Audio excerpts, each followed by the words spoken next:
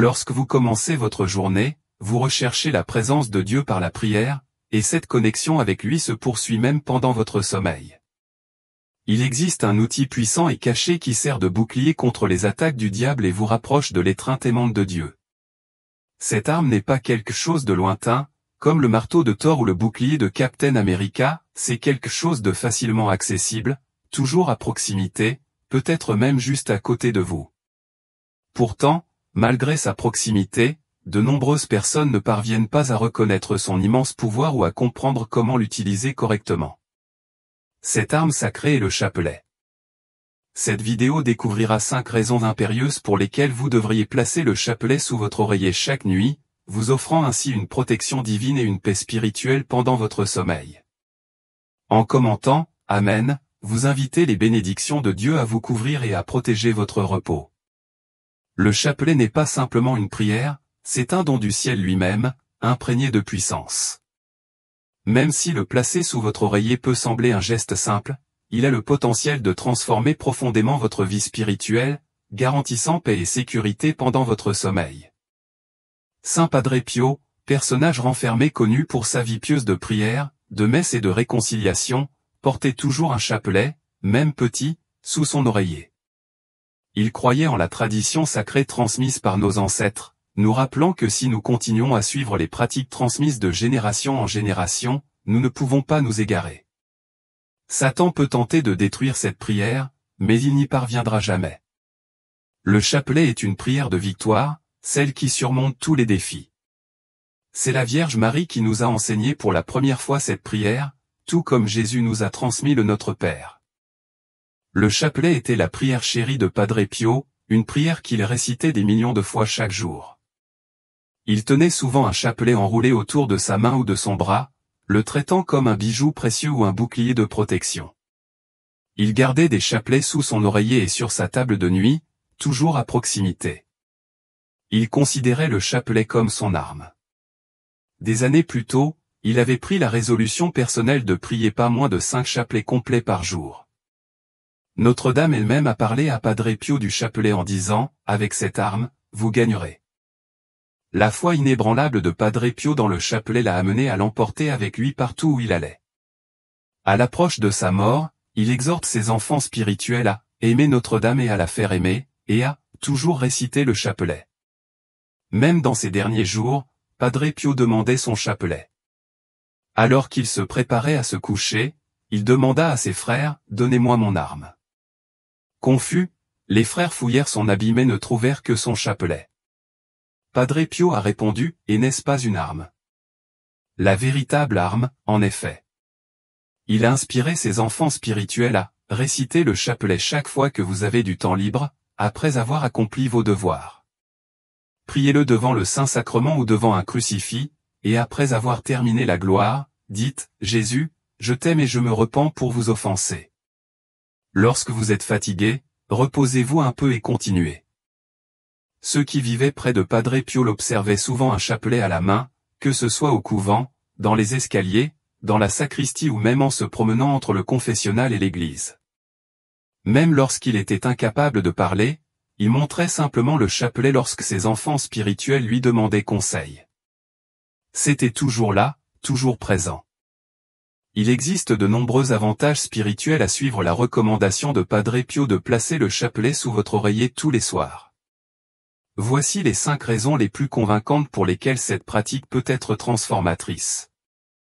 Ancrage spirituel dans les temps difficiles, le chapelet sous votre oreiller fournit un ancrage spirituel constant, surtout lorsque les tempêtes de la vie semblent accablantes. La nuit, lorsque nos âmes sont les plus vulnérables, cela nous rappelle puissamment la promesse de protection de Dieu. Le diable cherche souvent à nous attaquer pendant ces heures calmes, mais le chapelet nous aide à nous protéger, nous ancrant dans la présence et la paix de Dieu. Rappel de l'importance de la prière, placer le chapelet sous votre oreiller vous rappelle le rôle essentiel que joue la prière dans votre vie quotidienne. Lorsque vous touchez le chapelet comme premier et dernier acte de la journée, vous vous confiez à Dieu.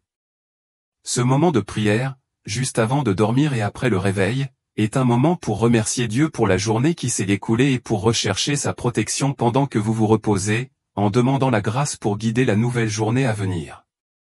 faites confiance à l'intercession de Marie. Le chapelet sous votre oreiller est un symbole puissant de votre confiance dans les soins maternels de la Vierge Marie. En tant que notre Mère Céleste, elle est une défenseur aimante qui est toujours prête à nous protéger et à nous guider. En récitant le chapelet, vous sollicitez son intercession, vous vous rapprochez d'elle et demandez son réconfort et sa protection spirituelle. Chaque prière que vous offrez vous unit aux millions de personnes qui ont recherché son aide tout au long de l'histoire, approfondissant ainsi votre relation avec Marie et Dieu. Un rappel du pouvoir transformateur de la foi, chaque fois que vous vous réveillez et sentez le chapelet sous votre oreiller, il vous rappelle de renouveler votre engagement envers Dieu. Cette petite action peut approfondir considérablement votre relation spirituelle avec Jésus et Marie. Le chapelet vous invite à grandir dans la foi, la patience, l'humilité et l'endurance, vertus essentielles pour affronter les défis de la vie. Dans les moments difficiles ou en quête de conseils, le chapelet devient un outil de croissance et de transformation spirituelle, vous rappelant constamment que vous n'êtes jamais seul. Protection dans les combats spirituels, enfin, placer le chapelet sous votre oreiller offre une tranquillité d'esprit, sachant qu'il s'agit d'un bouclier contre les attaques spirituelles du diable. Durant la nuit, lorsque notre garde est baissée, le malin cherche souvent à semer l'inquiétude et le trouble. Mais avec le chapelet à vos côtés, vous êtes enveloppé dans l'étreinte protectrice de Dieu. Le chapelet devient un phare de lumière, vous guidant à travers les ténèbres et vers la sécurité de l'amour de Dieu. En plaçant le chapelet sous votre oreiller, vous vous engagez dans plus qu'une simple habitude de dévotion, vous faites un acte de confiance, d'abandon et recherchez la paix au milieu des batailles spirituelles de la vie. En méditant chaque jour les mystères du Saint-Rosaire, vous vous rapprochez de Jésus et de Marie, en réfléchissant aux moments clés de leur vie avec sincérité et ouverture. Cette pratique vous permet d'approfondir votre foi et d'éprouver une connexion plus intime avec eux, enrichissant ainsi votre cheminement spirituel. Cela peut également nous aider à surmonter les défis difficiles de notre vie. Les prières du Saint-Rosaire nous enseignent des vertus importantes telles que l'humilité, la persévérance, l'endurance et la foi. La prière du chapelet peut également nous conduire à une appréciation plus profonde de la Sainte Messe et des sacrements. C'est une belle prière qui peut nous apporter la paix, l'espoir et la joie. Avant de vous endormir doucement et profondément, posez votre main sur le chapelet, votre oreiller, tout comme un petit enfant qui aurait besoin d'un hochet à tenir ou d'un ours en peluche à câliner. Lorsque vous mettez chaque soir votre chapelet sous votre oreiller, c'est un casse-tête pour l'ennemi. Lorsque vous portez votre chapelet, Satan s'effondre en vous voyant prier. Il disparaît. Nous allons prier le chapelet à chaque fois afin de le garder fané. Peut-être que lorsque vous essayez de renvoyer ce message, quelque chose tentera de vous décourager, mais le transmettra quand même. Vérifiez plus tard comment le Saint-Esprit agit. De cette manière également, vous coopérez pour accélérer le triomphe de la Vierge Marie. Sois avec nous, Marie, tout au long du chemin guidé chaque étape que nous faisons. Conduis-nous à Jésus, ton Fils aimant. Viens avec nous, Marie. Venez, priez, espérez et ne vous inquiétez pas. Ce que Padre Pio nous a le plus souligné, c'est de prier le chapelet avec diligence. L'amour de Padre Pio pour la prière embrasse toute sa vie. Quand quelqu'un lui demandait comment il pouvait prier autant de chapelets chaque jour, il répondit, « Le Seigneur me demande cela. » Il ne vous demande pas la même chose. Un jour, alors qu'il était malade, il confia à son supérieur, « Ce qui m'a fait le plus souffrir, c'est de ne pas pouvoir dire ne serait-ce qu'un seul Je vous salue Marie. » À la fin de chaque journée, Padre Pio et ses confrères capucins se réunissaient dans l'église pour la prière du soir. Après le chapelet, ils prieront Saint. La prière d'Alphonse Dei, la visite à Jésus au Saint-Sacrement et la visite à la Sainte Vierge. Souvent, la voix de Padre Pio était brisée par des sanglots alors qu'il récitait les belles prières à Jésus et à Marie. La neuvaine au Sacré-Cœur de Jésus a suivi et a été priée aux intentions de tous ceux qui avaient demandé des prières. Après la prière du soir, les membres de la communauté capucine sont allés dîner au réfectoire. Padre Pio, qui ne prenait qu'un seul repas par jour à midi, restait dans l'église pour prier. Lorsque Padre Pio se retire finalement dans sa cellule le soir, un ou deux capucins s'arrêtent généralement pour lui souhaiter une bonne nuit. Ils réciteront toujours ensemble un Je vous salue Marie avant de se séparer. Padre Pio gardait un chapelet sur la table près de son lit et un autre sous son oreiller, toujours fermé et prêt à l'emploi. Un soir, le père Carmelo s'est arrêté pour rendre visite à Padre Pio dans sa cellule. Padre Pio a dit au père Carmelo qu'il allait réciter encore quelques chapelets et ensuite se coucher. « Combien de chapelets as-tu dit aujourd'hui » a demandé le père Carmelo, parce que le père Carmelo était son supérieur. Padre Pio s'est senti obligé de répondre « J'ai prié 34 chapelets aujourd'hui », a déclaré Padre Pio. Le mois préféré de Padre Pio est le mois de mai car c'est le mois traditionnellement dédié à Marie. Il est tout à fait approprié que Padre Pio soit né le 25 mai. Le mois où Marie est honorée dans toute l'Église. Il disait que mai était le plus beau mois de tous car il évoque la tendresse et la beauté de Marie. Dans une lettre au Padre Ostino, Padre Pio écrivait « Pour moi, le mois de mai est un mois de grâce. Pauvre chère mère, comme vous m'aimez. Je l'ai observé une fois de plus à l'aube de ce beau mois. Quel grand soin elle a pris pour m'accompagner à l'autel ce matin. Il me semblait qu'elle n'avait rien d'autre à penser qu'à elle-même, car elle remplissait tout mon cœur de sentiments de saint amour. » Padre Pio aimait dire la messe à l'autel de la Bienheureuse Vierge Marie, et la messe de l'Immaculée Conception était la messe qu'il célébrait le plus souvent. À une fille spirituelle qui lui demandait une pensée sur la Madone, il dit « Ma fille, il te suffit de savoir que Marie est la mère de Jésus. Elle nous aime tellement qu'elle a offert à Dieu le Père son unique Fils naturel pour sauver ses fils adoptifs. Elle est un trésor grand et inestimable qui renferme en elle un trésor, le Fils de Dieu. » Padre Pio avait une tendre dévotion envers Notre-Dame de Pompéi et il a prié la neuvaine à Notre-Dame de Pompéi tout au long de sa vie. Un magnifique sanctuaire dédié à Notre-Dame de Pompéi est situé dans le sud de l'Italie, près de l'ancienne ville de Pompe. Le sanctuaire a été fondé par le grand ami de Dieu, le bienheureux Barro Longo, après une reconversion dramatique à sa foi.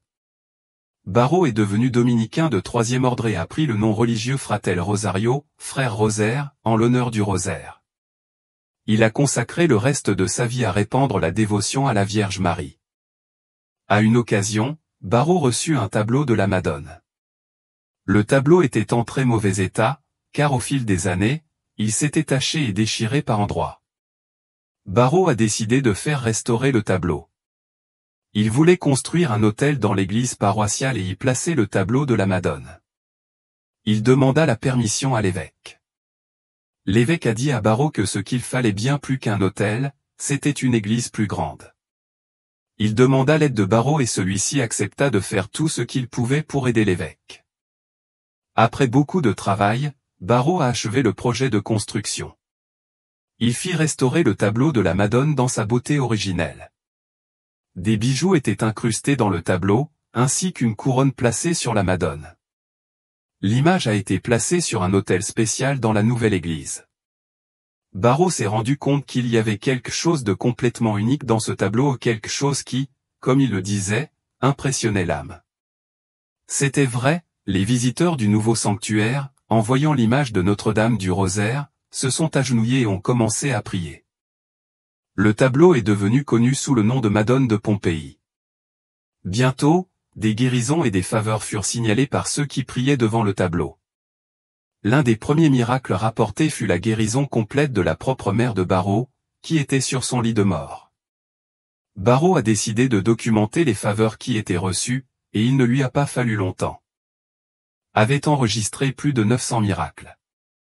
Barro a également composé une nouvelle sur la Vierge de Pompéi, qui a été largement diffusée. Au fur et à mesure que la nouvelle se répandait, de plus en plus de personnes souhaitaient visiter le sanctuaire de Notre-Dame du Très Saint Rosaire à Pompéi, et il est devenu la destination de milliers de personnes. Barro Longo a été béatifié le 26 octobre 1980 par le pape Jean-Paul II, qui l'a appelé apôtre du Rosaire. Le pape Jean-Paul II avait visité le sanctuaire de Notre-Dame du Très Saint Rosaire à Pompéi un an avant de déclarer Barro bienheureux. Le Saint-Père est revenu au sanctuaire en 2003 pour prier pour la paix dans le monde. Plus de 4 millions de personnes visitent le sanctuaire chaque année. Padre Pio a effectué de nombreux pèlerinages au sanctuaire de Notre-Dame du Très Saint Rosaire à Pompéi. À l'âge de 14 ans, il s'y rend avec 7 de ses camarades de classe et son professeur, Angelo Cavo. Il a également effectué plusieurs visites au sanctuaire après son ordination sacerdotale. Il avait une grande admiration pour Barolo Longo et, un jour, il lui envoya une carte sainte sur laquelle il inscrivait au dos, pour Barolo Longo, que Marie te regarde toujours d'un œil maternel et te réconforte dans tes afflictions.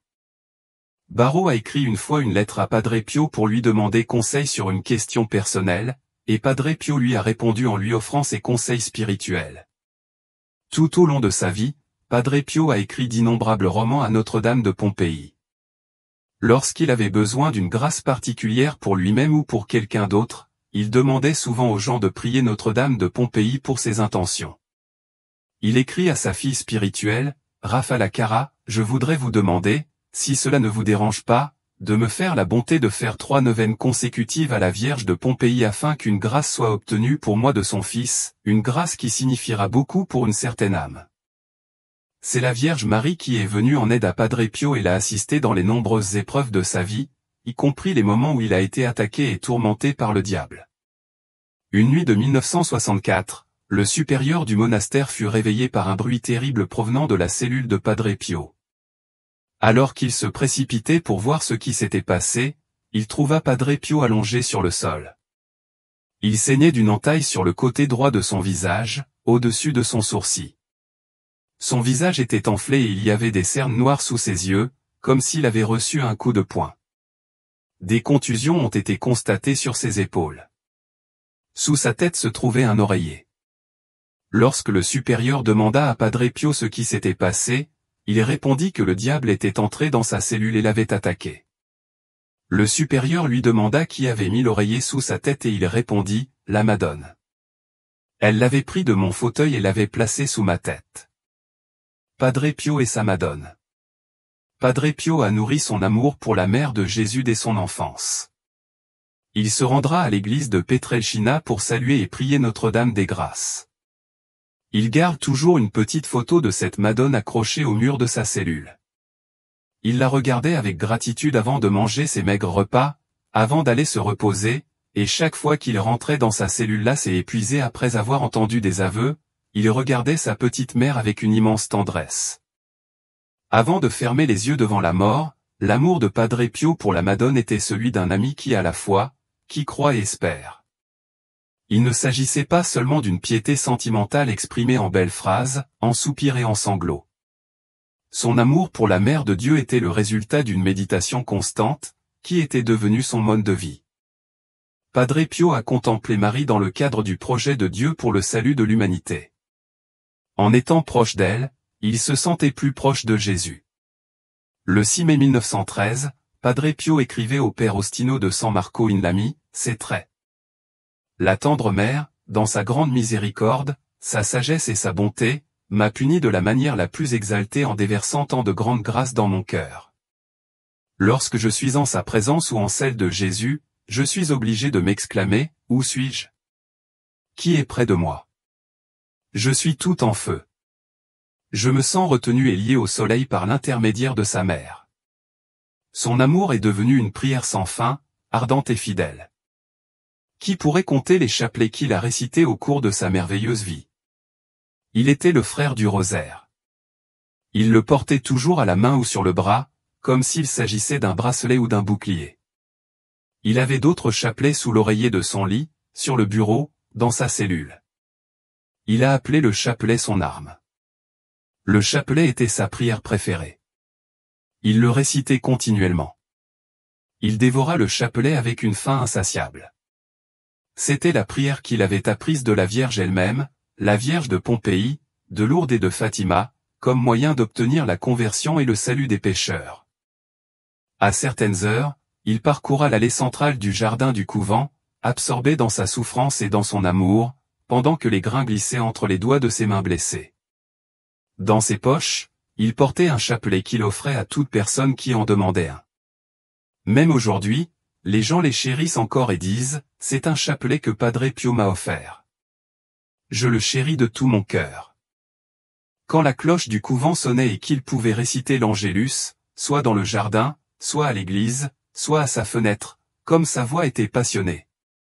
Debout devant l'autel, lisant la visite à la très sainte Marie, il était rarement capable de contrôler ses émotions. bien souvent, il se levait aux petites heures de la nuit pour ouvrir la fenêtre de sa cellule parce que quelqu'un dehors, seul, chantait soit l'Ave Maria de Schubert, soit l'Ave Maria de Gounod en son honneur.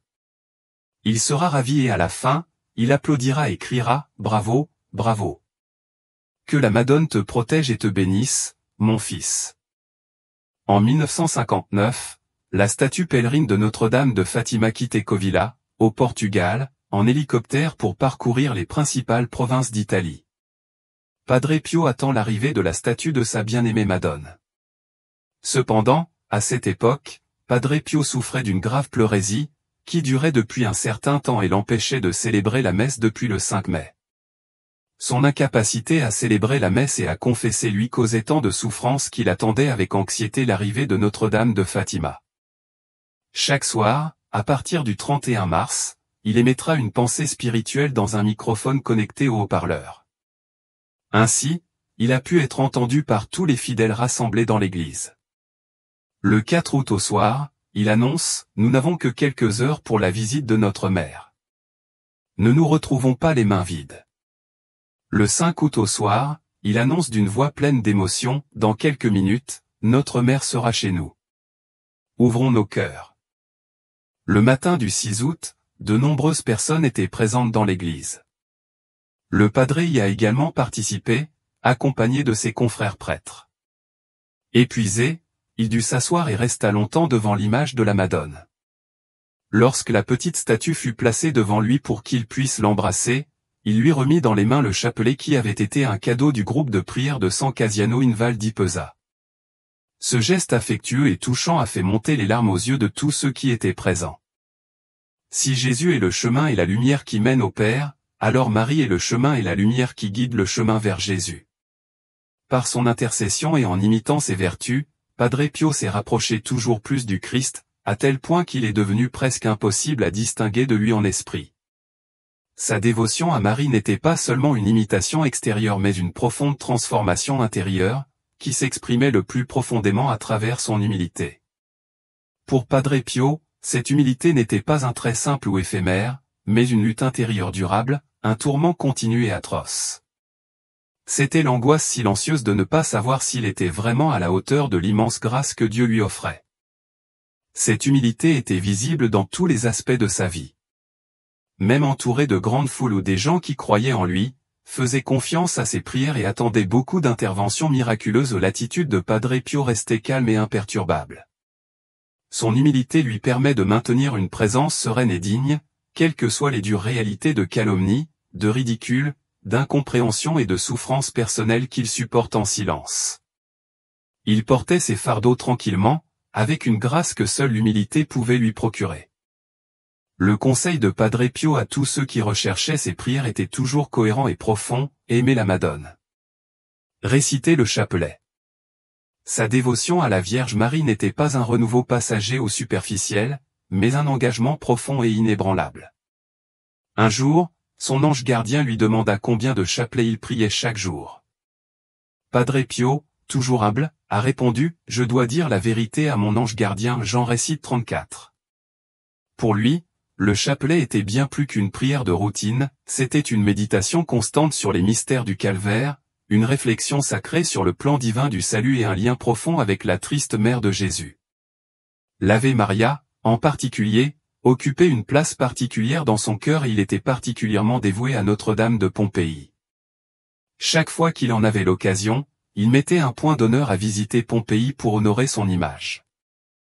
Quelques jours avant son décès, à l'approche du 50e anniversaire de ses stigmates, Padre Pio s'est vu offrir un bouquet de roses. Il fut profondément ému par ce geste et, avec un tendre mouvement vers l'image de la Vierge Marie, il accepta une rose.